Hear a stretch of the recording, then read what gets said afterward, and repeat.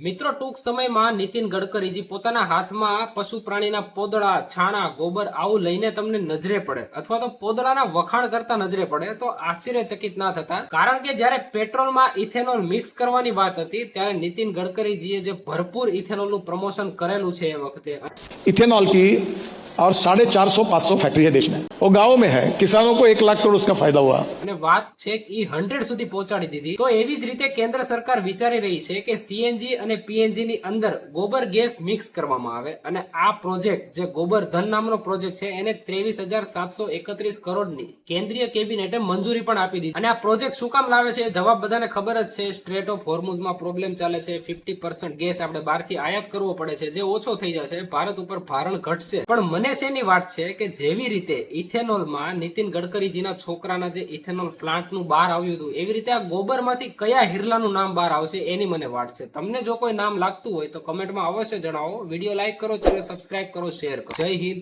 Jay Bharat.